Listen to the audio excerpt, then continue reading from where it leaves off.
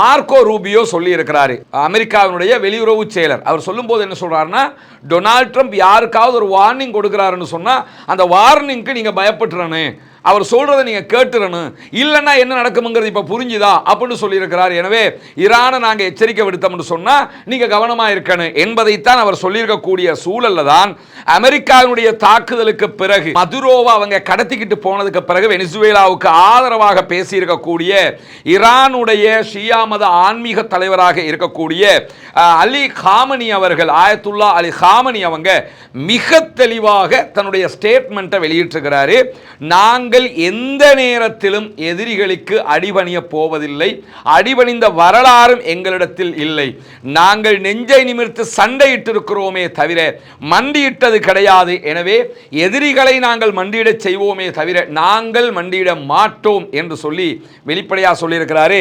இந்த ஈரானுக்குள்ள உள்ள நுழைகிறது, யாரையாவது தூக்க நினைக்கிறது, இந்த மாதிரி வேலைகள் எல்லாம் ஈரானுக்கு புதுசு கிடையாது. ஏற்கனவே ஈரான் இதில் அனுபவப்பட்டுட்டாங்க. ஈரானிய புரட்சி நடந்த நேரத்தில் ஷாகுக்கு எதிராக ஈரானிய புரட்சி நடைபெற்று அமெரிக்கா ஒட்டுமொத்தமாக ஈரானை விட்டு விரட்டி அடிக்கப்பட்ட நேரத்திலேயே அமெரிக்கா தன்னுடைய தூதுவராலயம் ஈரானில் இருந்தது. அங்கே இருந்தவங்களை ஈரானியர்கள் ஹவுஸ் அரெஸ்ட் பண்ணி வச்சிருந்தாங்க. அவங்கள மீட்டெடுக்கிறதுக்காக இதே மாதிரி ஒரு ஆப்ரேஷனை பண்ணினாங்க. எப்படி வெனிசுவேலாவுக்குள்ள புகுந்து தரை வழி கடல் வழியாக நுழைஞ்சு அவங்களுடைய அதிபர் மதுரோவை தூக்கிட்டு போகிறதுக்கு ஹெலிகாப்டரில் கீழே இறங்கினாங்களோ, இதே வேலையை 50-60 ஆண்டுகளுக்கு முன்பதாக ஈரானில் டெஸ்ட் பண்ணி பார்த்தாங்க. இதே மாதிரி ஆப்ரேஷன் பண்ணி பார்த்தாங்க.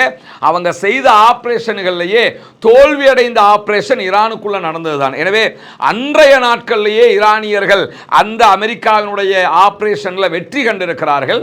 எனவே இப்ப எல்லாம் அது எங்களுக்கு பெரிய மேட்டரே கிடையாது, எங்க விவகாரத்தில் தலையிட்டீங்கன்னா நாங்க 2ல் 1 பார்ப்போம் அப்படிங்கிறாங்கன்னா, அமெரிக்கா வெகு தொலைவில் இருந்தாலும் பூமியினுடைய பரப்பளவுல அமெரிக்காவும் ஈரானும் தொலைவில் இருக்கக்கூடிய நாடுகளாக இருந்தாலும் அமெரிக்காவுக்கு ஆதரவான பல ராணுவ தளங்கள் மத்திய கிழக்கிலும் அதை சுற்றியும் இருக்கிறது. எனவே அமெரிக்காவுக்கு அடிக்கணும் நினைச்சிட்டு அங்கதான் போய் அடிக்கணும்ங்கிறதுல இந்த ராணுவ தளங்களை அவங்க ஏற்கனவே எப்படி உதய் போர்ட்டுக்கு அடிச்சாங்களா இல்லையா, கத்தருக்கு தாக்குதல் நடத்தியது ஈரான், உதய் போர்ட்டில் அமெரிக்காவுடைய போர்ட்டுக்கு தான் அடிச்சாங்க.